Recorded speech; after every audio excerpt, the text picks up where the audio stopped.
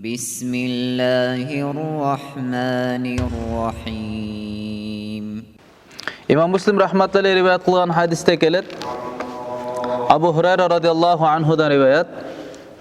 İza nudiya bis salati adbara şeytan. Kaçanda namazga azan aytılganda, namazga azan aytılgan uçurda şeytan arttı qarap kaçat. Walahu dirat, jana anın jeli çıkkan abalda kaçat deydi.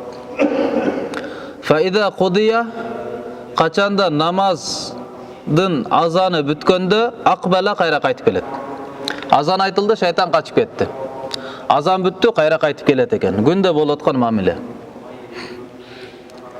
Fa iza thuwiba biha, kaçanda azanga, namazga qamat aytılsa, iqamat aytılsa. Biz qamat aytkanda da bir adatımız var. Qamat dep turup anan Allahu akbar dep başlayбыз da. Qamat dep koyup. Bul negizden жақсы эмес. Bidat da. Egerde qamat ушундай айтылыш керек деген болсо, анда диндеги bir жаңылык болуп калат. Qamat dep туруп анан кийин сөз айтып кетти. Qamаттын сөздөрү Allahu akbar дегенден башталат да. Ушул туруп Allahu akbar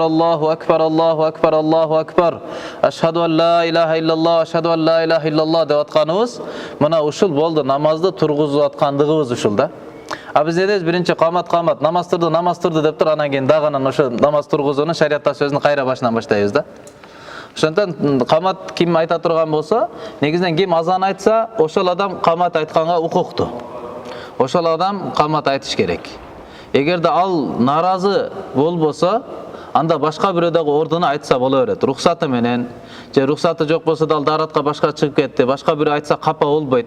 Анда айтса боло берет. Билал радиаллаху анху кеде азан айтып, кеде Абдулла ибн Умм Мактум радиаллаху анху кеде камат айтып калат эле да, кеде бири-бирине алмашып калат болчу. Демек камат айтканда да дароо эле Allahu akbar деп камат айтып кете бериш керек. Ошо камат кайра айтылганда шайтан алейхиллана кайра качат экен. Качанда камат бүтсө кайра келет дейт. Келип адам менен жүрөгүнүн ортосуна туруп алып, анан азгыра баштайт, айтат узкур када, паланды эстеген, түгүндү эстеген деп, ушинтип ар кандай унутуп калган нерселерди адамдын жүрөгүнө сала баштайт да.